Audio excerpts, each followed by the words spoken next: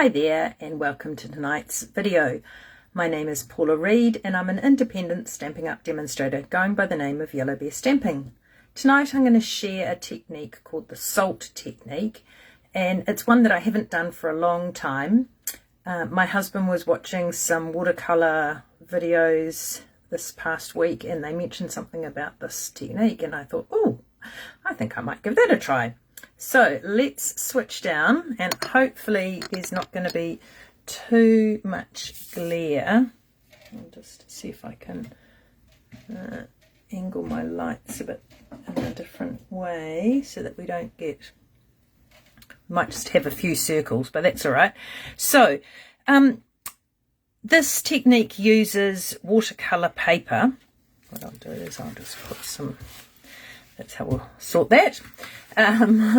Cover up the lights, which I do need the handy towels. So this is using watercolour paper, and the idea is to wet it and then we put some ink on it, and then we just use good old sea salt, and I've got the coarse, this is what I just found in the cupboard, and then we pop that on. So because we've got the colour sale on for the month of August, I thought that we would use in colours, and I am going to use tonight Strawberry Slush, Cloud Cover, and Secret Sea. So I'll put those over there. Now I got this painter's little tray from, we've got a place in Auckland called Jeff's Emporium, but I'm sure you can get them from lots of different art shops, probably your dollar shops or stationery shops.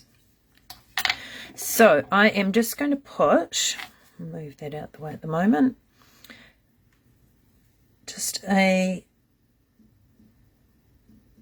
2 drops of the re-inker, and because Cloud Cover's a bit lighter, put a little bit more, and then we've got Secret Sea. I think that should be about right. And then I'm just using a water painter. So Stampin' Up no longer has these, but I think the manufacturer changed. But you can just get a water painter again from an art shop, or you may even have some. So I'm just going to put some, try not to get my hands fully in.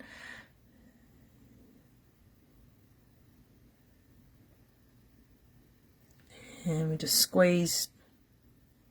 Oh, that one's got a lot of water. Oh well, that'll do.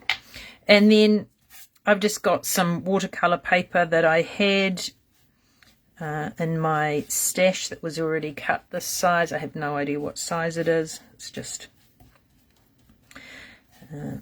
so I want to just drop out. Now, I've done a couple of these, and you do want it wet so that it actually absorbs all the water. The salt, when we put the salt on it, will soak it up. Right, that's pretty wet. Now this one that we're doing tonight, I won't be making into a card. I have got some others, because you need it to dry, and that can take a bit of time. So then I'm just going to mix my ink into the drops of water.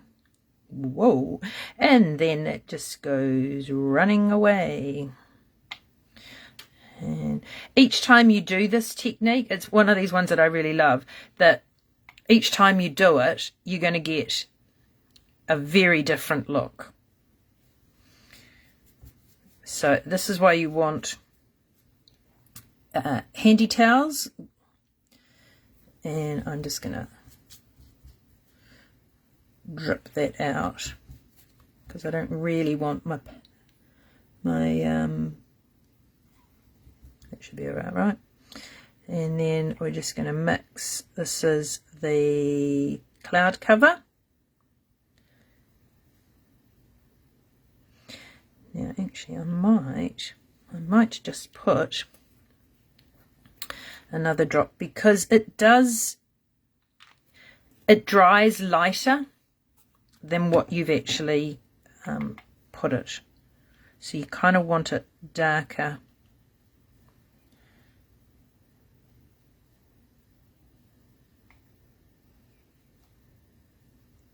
On your cardstock.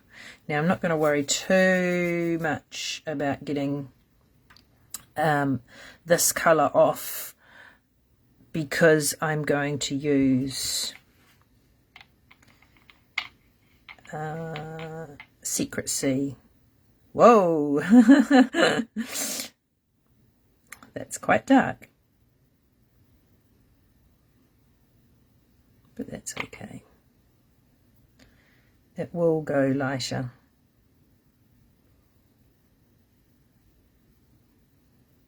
I'll just mix that.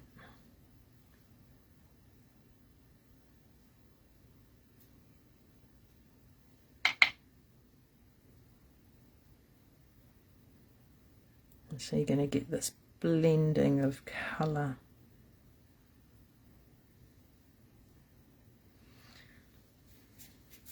And this is quite different from the one that I did earlier of the colourway. So we'll just get rid of that. So I think that's fine. We'll just leave that there.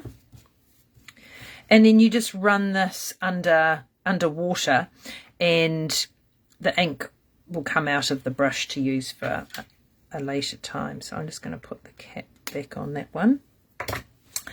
And so it looks quite orange in the but that is strawberry slush. And you can sort of see it's done a sort of a slightly purple and then that. So now I'm just going to I'll just shake some rock salt. So as you can see, it's quite big size. You can use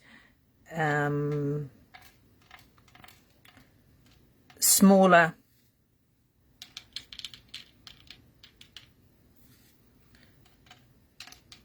and you just pop it on. I might, because it looks like it has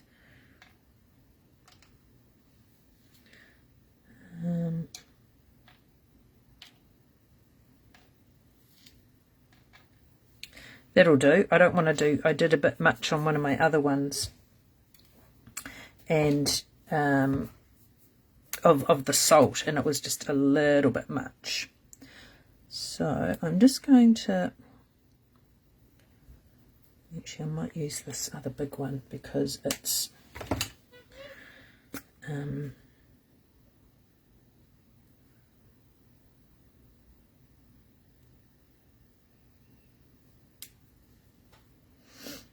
I'm just getting water.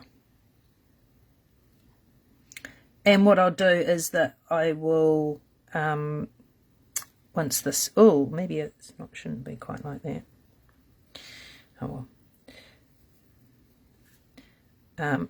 I'll show you later once I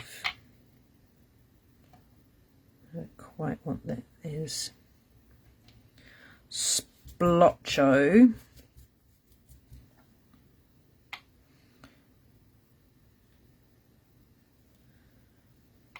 I'll just So just by adding a bit more water. Because you're wanting it to absorb. So that's the plan.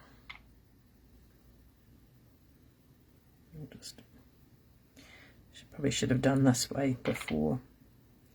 Just put more colour. Right, I'm going to leave that now. And we will get on and I'll show you. So just give me a few minutes while I move this out of the way. Over to my other desk. So when I did this, it took about a couple of hours, I think, to dry. So we'll just remove that. And pop it over there. Right. So the colour that I've just done, this is what I did yesterday as my sample. So the rock salt just seems to pick up and draws out the water, and then you get this sort of speckly, and like I said, I think I put a few too many bits of salt on, and so, but it gives a little bit of character, something a little bit different. So I am going to make this into a card. Now you can stamp on top of this once it's dried, but for this one I really liked how it had turned out in the colours. So this was the strawberry slush, then I put a little bit of the Secret Sea up here, then that has got the cloud cover, and then the Secret Sea here. And so you could stamp on top of it. I have seen it where people have done heat embossing first before they do, so it's sort of like an emboss resist, so you could do that. And I am just going to pop it down onto my favourite colour, Secret Sea, and just give it a little mat of colour down the side. Just really like that. And then we are going to, now I haven't worked out what sentiment I want to do for this card, so I'm just going to leave it blank. I just really like that as a panel. So we'll just, and I've just got that on plain white, no embossing or anything, just like that. And then we are going to put it on some strawberry slush. I found strawberry slush over the weekend and I actually quite like it. I haven't used it up until now. It was like, oh no. So it's a card base that I had. And then I'm just going to pop that on there. So there it is as a focal point. I'll put a sentiment, and then I'll probably end up using, these are the flat pearls for the in colours, and I'll probably put some, so it's got a really nice little shine to it. These are the strawberry slush.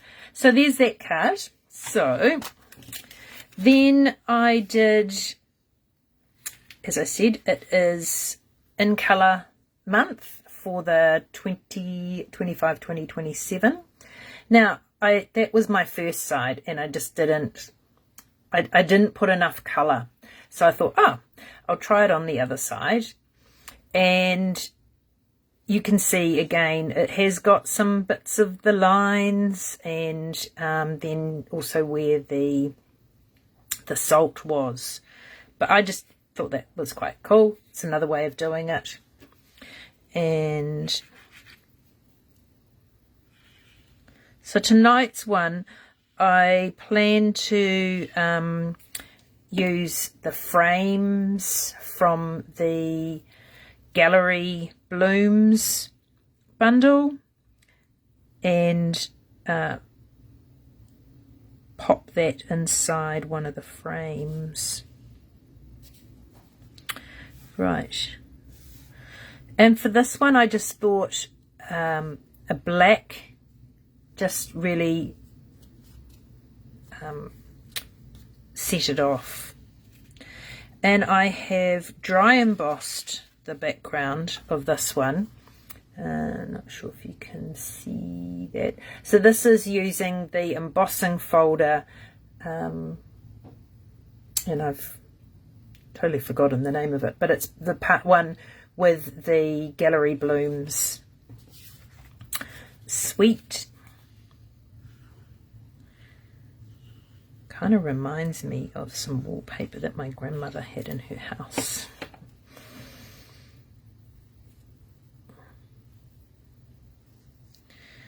And I'm just going to pop that on there. And I'll stick that down. And then I'm going to pop it onto a basic black, some more card base.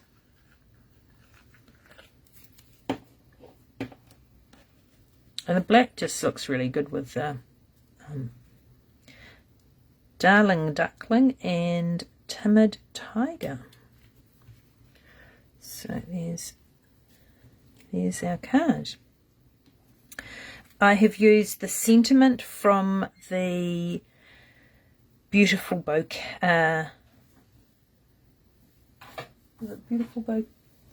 motives.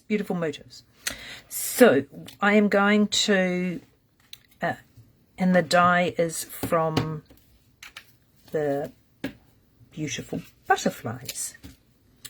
So I am going, because it's only got this one side, well, it has got a longer one, but it's too long to mat it. So I have cut 2 in the basic black, and I have just trimmed it down like that and just angled it, and that will go at the ends like that, just to give a little bit there. And I may have trimmed that just a fraction too much, but it's okay. And then just pop that on there, and the other one on the top. And so you just get that little bit of a matte and the colour around the outside. I might have to just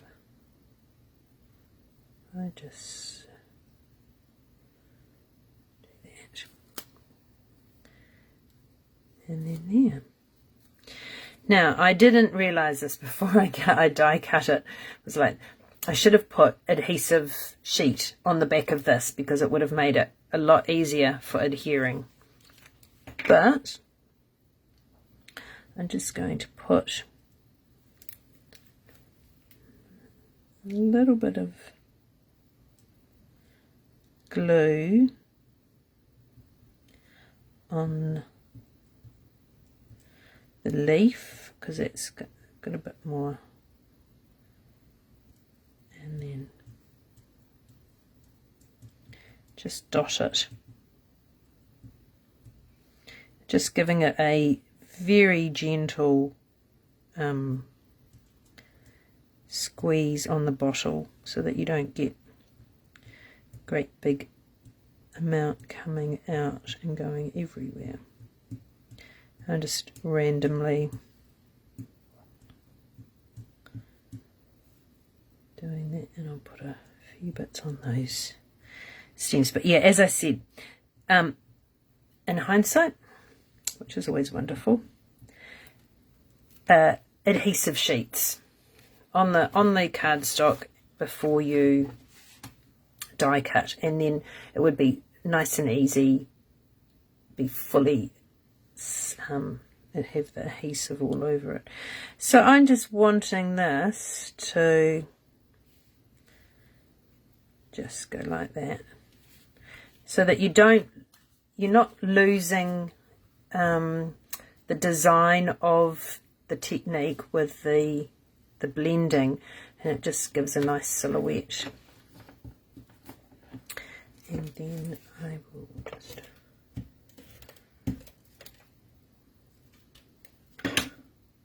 just put that there, and then with my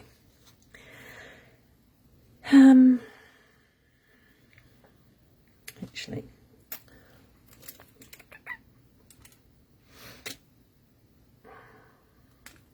I'm trying to decide, do I put, are these going to be too much? Let's try one of them anyway.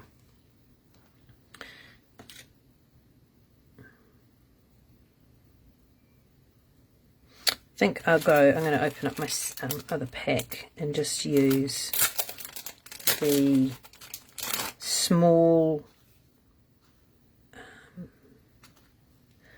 ones. I think the other one is, here we go. Yep, that looks good. So there are two different colour combos and a different outcome of doing that same technique just by changing the amount of ink that you put on and the amount of salt and having in the water. So do make sure that your watercolour paper is really wet before you start, and then it will take the colour, and just that you've got enough in there.